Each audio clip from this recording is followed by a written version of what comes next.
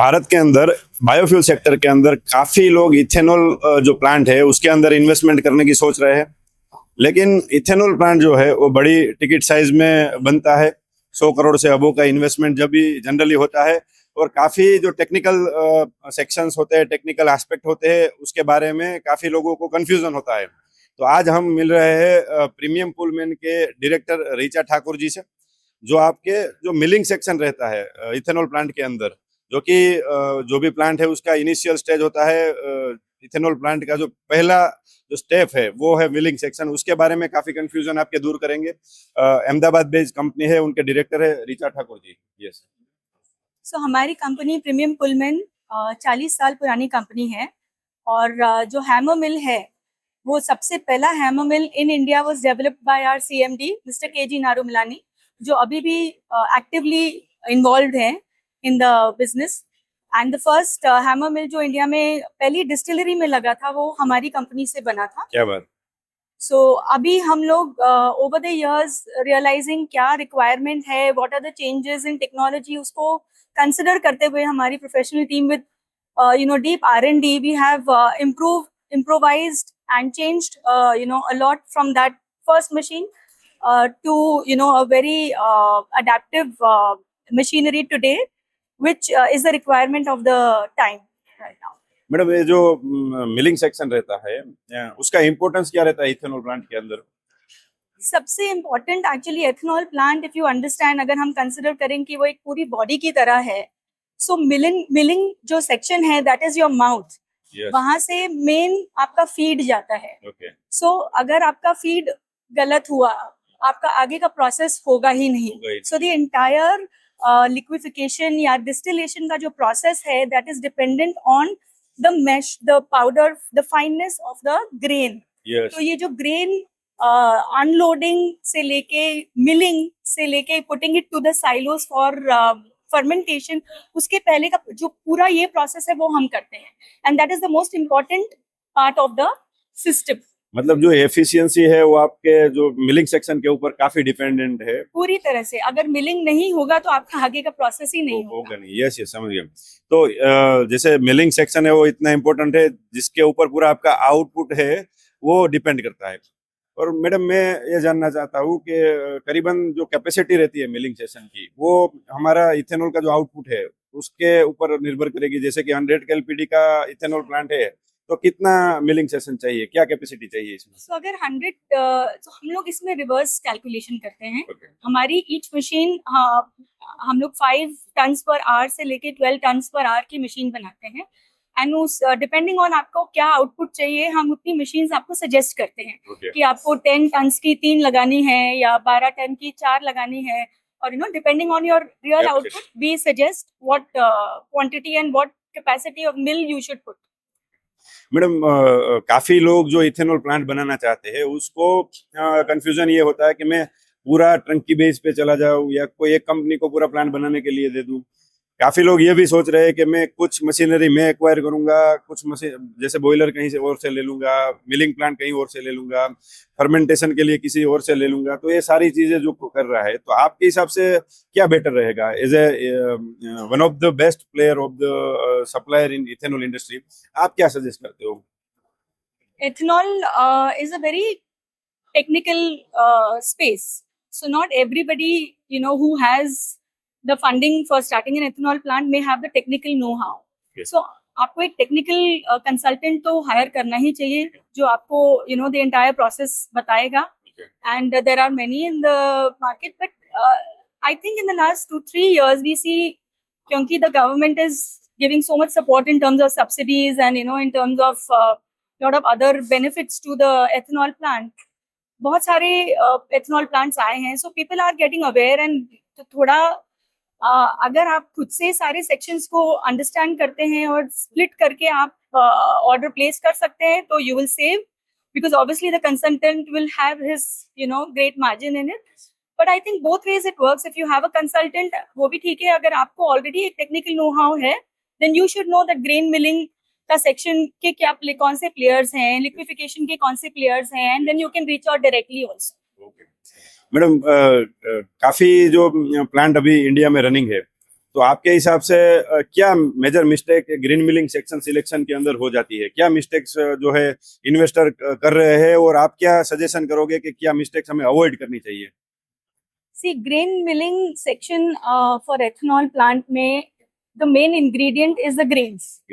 हमारा dependency on the availability of grains बहुत large हो जाता है, and if it is not provided or if you are not having access to the grains, आपका पूरा system pause पे आ जाएगा. So earlier there was we were depending on rice, Okay. but last 2 years we realized कि rice का जो procurement है थोड़ा सा government की तरफ से delay हो रहा है, because it is also needed for human consumption and that is our priority for our population. तो उन्होंने change कर दिया to maize. So the mistake that most players did in that time, they went for imported machines maybe, or something like that, which were catering only to the rice milling. Okay. As soon as the grain was changed to maize, those mills failed. Okay.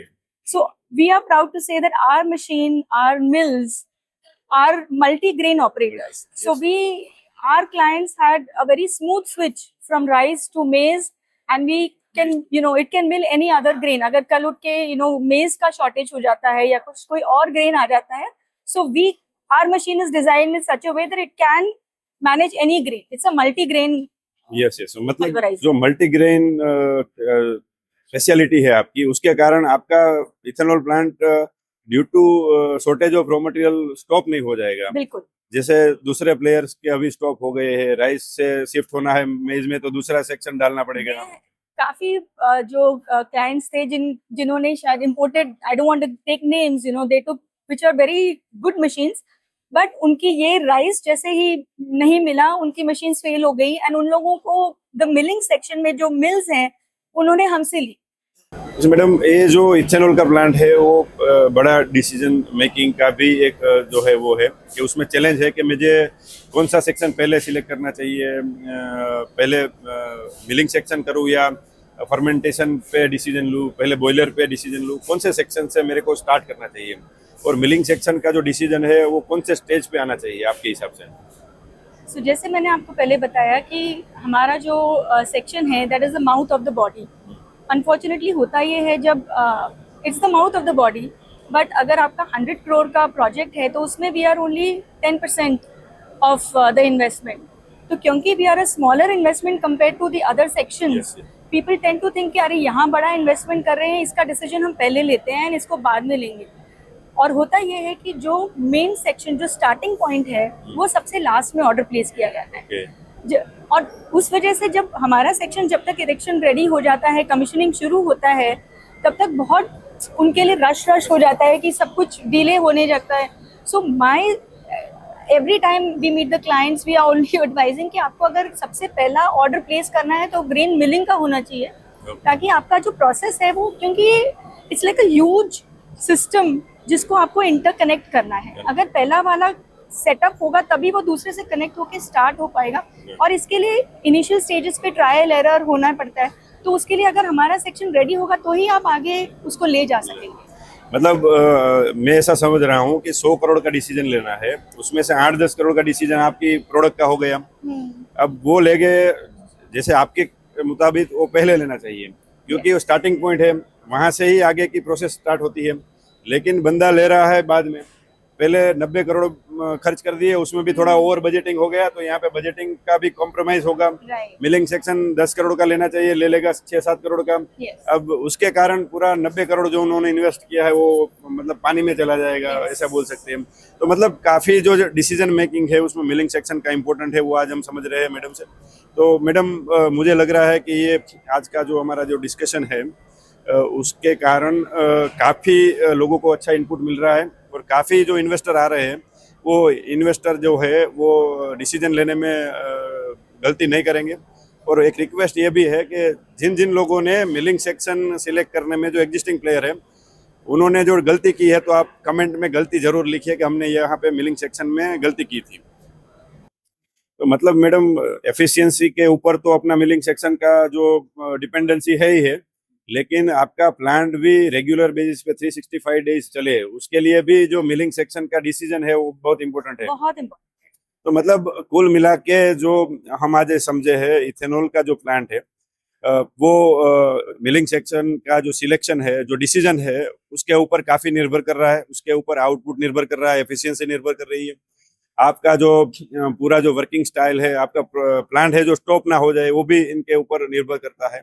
तो madam last question है मेरा, तो आप कुछ ये हमारे video के through जो हम एड्रोइड कॉरपोरेशन में बिजनेस आइडिया शेयर करते हैं और जो इन्वेस्टर है जो हमारे पास लोन और सब्सिडी के लिए आते हैं, उसको बिफोर लोन एंड सब्सिडी काफी बेसिक क्वेश्चंस होते हैं, कंफ्यूजन होते हैं, वो क्लियर हो जाए, उस हेतु से हम ये आज वीडियो बना रहे हैं। तो हमारे ये वीडियो के माध्यम से कुछ मैसेज देना चाहोगे आप इथेनॉल जो मैन्युफैक्चरिंग इन्वेस्टर्स है और ये जो इंडस्ट्री है उसको आप कुछ मैसेज देना चाहोगे मैडम? बिल्कुल, I think ethanol is truly a long lasting industry today. आज के टाइम पे जब हम ग्लोबल वार्मिंग से डील कर रहे हैं and sustainability is the way forward, इतना तो हम समझ रहे हैं कि आगे जाके जो भी सस्टेनेबल वे ऑफ लिविंग है, जितना हमारा डिपेंडेंसी ऑन नेचुरल फ्यूल्स कम होगा, उतना आगे की जनरेशन्स के लिए अच्छा होगा. So that is where we are leading to, and so ethanol definitely has a great future. And abhi to we are looking at 20% of blending, but our government foresees about 80% blending, and that is happening in other countries. So we already have a road map that is chalked out, so we just have to follow it. Yes. So with newer technology maybe better, maybe when they started they were at the initial stage, hamare paas to already ek path ready hai, we can better it. So this is definitely an industry that one should consider and work on, because not only is it a profitable business, but also as a global citizen, you're contributing to the climate and the global needs of the people. Yes. तो दोस्तों, ethanol industry जो है वो emerging industry है. Government की जो ethanol blending programme जो 2020 में डिक्लेयर किया गया है, उसके अकॉर्डिंगली 20% ब्लेंडिंग का टारगेट था 2025 तक, जो अभी पूरा होने जा रहा है. अब 2025 के बाद जैसे मैडम ने बताया 80% तक का गवर्नमेंट सोच रही है. तो मतलब इमर्जिंग सेक्टर है, काफी पोटेंशियल इस मार्केट के अंदर है, और एज ए रिस्पॉन्सिबल सिटीजन हमें भी कुछ कंट्रीब्यूट करना है. अगर नेशन बिल्डिंग के अंदर, तो हम इथेनॉल प्लांट के अंदर इन्वेस्टमेंट करते हैं और उसमें आगे बढ़ेंगे. और दूसरी एक चीज जो मैं बताना चाहता हूँ, वो उसके अंदर गवर्नमेंट काफी कम मार्जिन के अंदर 5% जितना मार्जिन गवर्नमेंट सजेस्ट कर रही है, और 90% से लेकर 95% तक आपको फंडिंग जो नेशनलाइज बैंक है वो दे रही है. गवर्नमेंट की बॉडीज है जिसके लिए स्पेशल इसके लिए फॉर्म किया गया है, वो भी उसको फंडिंग दे रही है. अलग अलग स्टेट भी बायोफ्यूल पॉलिसी के अंतर्गत कुछ ना कुछ सब्सिडी ऑफर कर रहे हैं. जैसे गुजरात है, तो गुजरात के अंदर 200 करोड़ के जो प्रोजेक्ट है उसमें 25% सब्सिडी है, 40 करोड़ के तक लिमिट है. उसके अलावा 200 करोड़ के अबो जो प्रोजेक्ट है उसमें सब्सिडी 25% कैपेक्स के ऊपर है और 200 करोड़ का लिमिट है.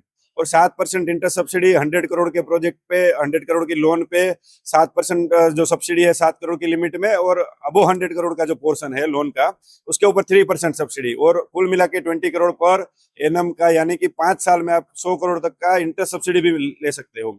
तो कुल मिला के गुजरात सरकार भी इसमें सपोर्ट कर रही है, और अलग अलग स्टेट की जो गवर्नमेंट है वो भी इसमें सपोर्ट कर रही है. सेंट्रल गवर्नमेंट भी इसको प्रमोट कर रहे हैं. तो आइए हम सारे साथ में मिलके एक नेशन बिल्डिंग के अंदर कंट्रीब्यूट करें, इथेनॉल बायोफ्यूल इंडस्ट्री के अंदर इन्वेस्टमेंट करें और आगे बढ़ते हैं.